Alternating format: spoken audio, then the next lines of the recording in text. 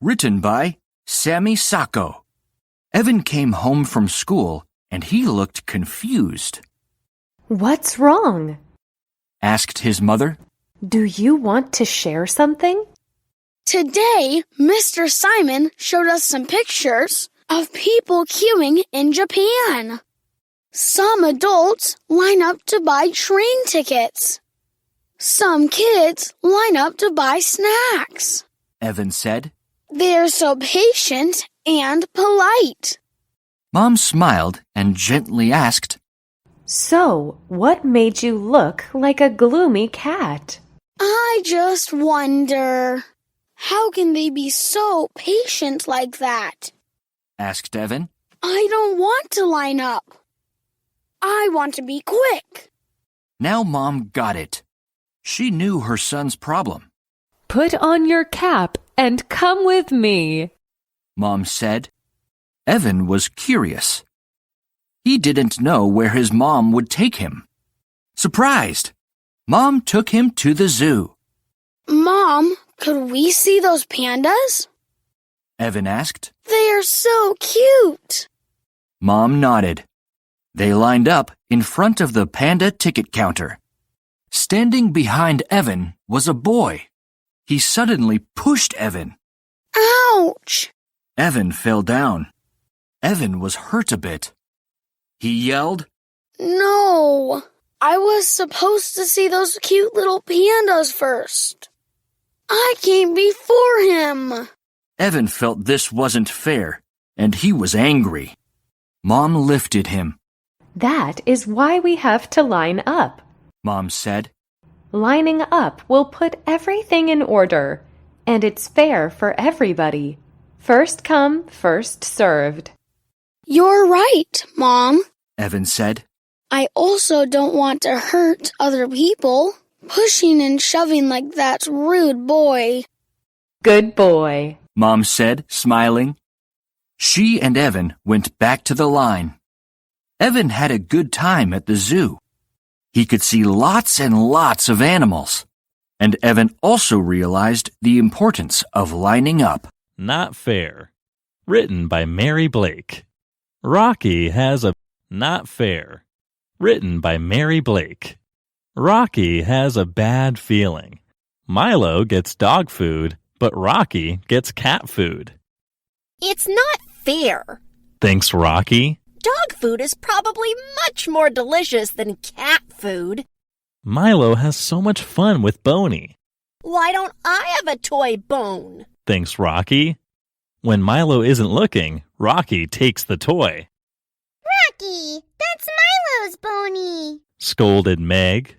You have your own toy. Go and play with Storm. Wow. Complained Rocky. That's not fair. Milo can run faster than Rocky.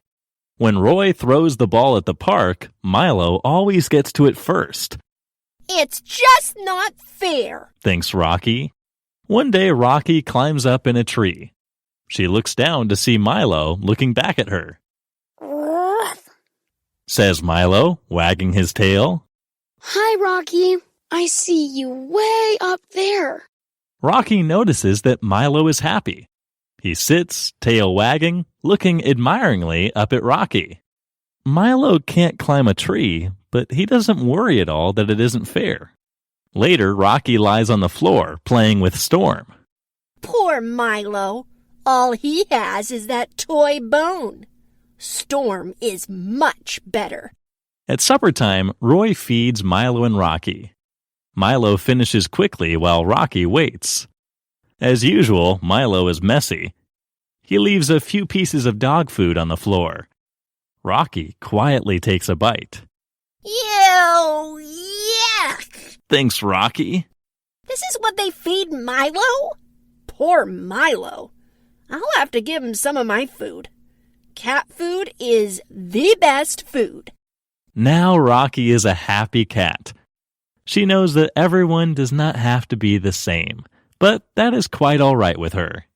Computers. Written by Leanne Thompson. My computers. Written by Leanne Thompson. My teacher teaches us about computers. It is the first time I've seen a computer. We see a big screen. It looks like a television. It's called a monitor. We see many letters and numbers on the buttons. It's called a keyboard. We see a small thing next to the keyboard. It is called a mouse. The teacher turns on the button and starts the computer. There are many icons on the screen. We want to hear the sound. We have a speaker. Do you know about computers? Let's learn to use a computer with me. Long Enough. Written by Mary Blake. They're beautiful! Cried Meg, admiring the two green cacti that she and Roy held in their hands. I'm so glad you like them. I hope you'll take good care of them, said Dad, pleased with the gifts he had selected for the children on planting day. Thanks, Dad. We will, said Roy. Roy carried the small cactus and Meg the big one. They put the two pots on a bench in the garden. Here they'll get good sunlight, said Roy. They'll blossom if we water them every day. Meg nodded. So, every day they watered, but the cacti didn't blossom. Meg was so disappointed. Why haven't they blossomed yet? She complained. You'll have to wait, said Roy. Keep watering and watching. One day your cactus will produce a beautiful flower. But I can't wait, said Meg. I've waited long enough. You're a good gardener, Meg, said Roy. But sometimes you can be so impatient. Meg was impatient. She gave up on her cactus, forgetting to water it for many days. It began to look brown and shriveled. Roy felt sorry for it. Finally, he began to water it when he watered his own. After more than 2 months, the two cacti blossomed, producing beautiful flowers. Meg was amazed. She looked down at her own cactus and felt very guilty. I guess my cactus is dead, she said. No, said Roy. I don't think so. Finally, I decided to water it for you. It has a beautiful flower now. Next time, please be patient in every work you do. Thank you so much, Roy, said Meg. I'll do that. I'll be patient.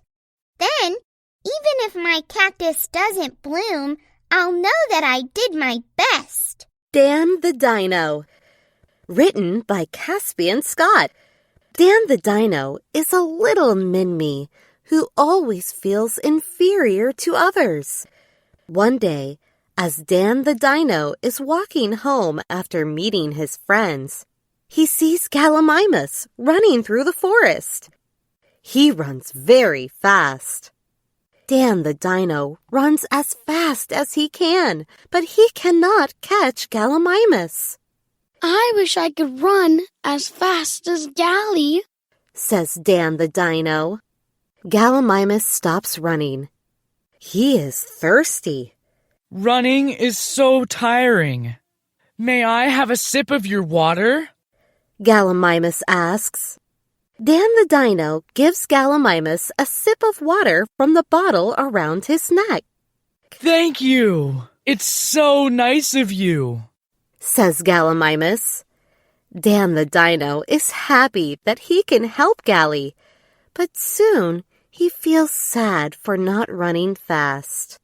Then Dan the Dino hears a sound and looks up. He sees Brachiosaurus's neck and head above the tree line. Wow, you are so tall. I wish I was as tall as you, Brachio, says Dan the Dino.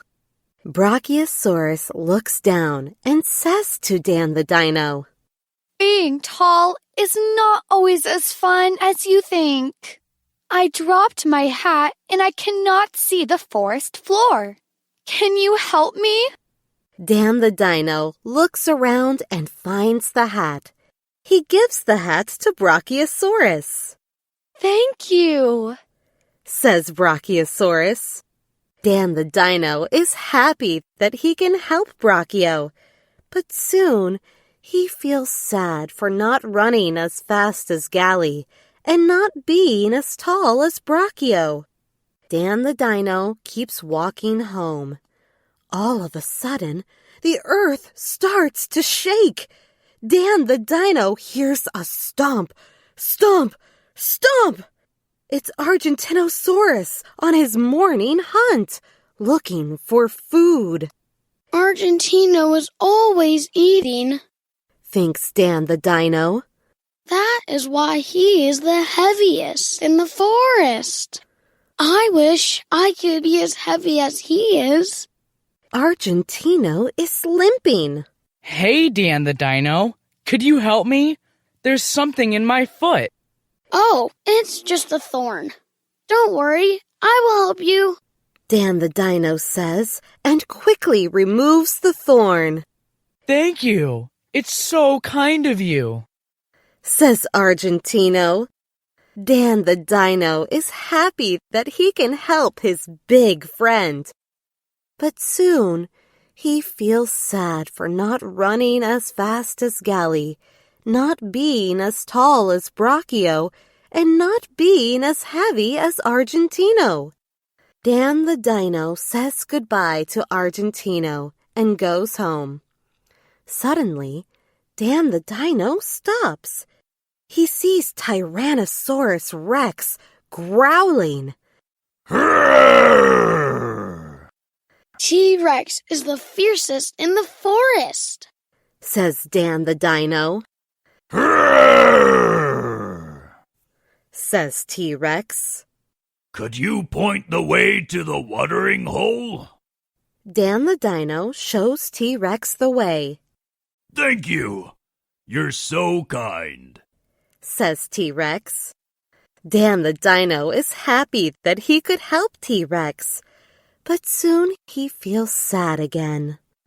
I am not the best at anything, he moaned. Dan the Dino arrives home. His mother notices that he is sad. What is wrong, my dear? Mother asks. Dan the Dino tells his mother about his walk home. You may not be the fastest. You may not be the tallest. You may not be the heaviest, and you may not be the fiercest. But you are certainly the kindest in all the forest. You always help those who are in need. You have the kindest heart, sweetie. Oh, I get it, Mom. Being nice to everyone is the best thing I can do, Dan the Dino says happily. From that moment on, Dan the Dino felt confident and is helpful all the time. Danger in the Jungle. Written by Mary Blake. Roy and Milo were excited. Today, they were going to explore in the jungle. They packed everything they needed. Milo tied his toy, Bonnie, with a new bow and put it in his backpack. Roy packed his binoculars, magnifying glass, and many other things. His backpack was stuffed. Rocky and Meg had a big party at school, so they could not go, which made Milo a bit sad. Packed and ready, the two brave explorers set out. Roy found many strange plants, flowers, and trees in the jungle, just as he expected. Roy bent down to magnify some mushrooms, a little red one, a yellow and brown one, and a big, tall white one. Milo loved the jungle. He ran circles all around Roy. Then Milo saw a rabbit, which he decided to chase. Milo ran too far. Roy could not see or hear him. Roy was worried. Milo! Milo! Roy called as he followed Milo's trail through the jungle. Milo didn't answer. Milo was very busy. Milo was busy sniffing some big, bright red mushrooms. They smelled good enough, he thought, and opened his mouth to take a big bite. No, Milo, stop! Shouted Roy. Arf, arf, Answered Milo, startled. Why? I'm hungry. They're poisonous, Said Roy. Don't ever eat a strange plant or fruit. Some can make you sick, and others, like these mushrooms, will kill you. Milo's head and tail dropped. Okay, I won't eat them. Then he perked up. Do you have anything eatable? He asked hopefully. Sure thing, Replied Roy. Mom packed lunches. How about a hamburger? Arf, arf. Milo said, tail wagging furiously. A hamburger is much better.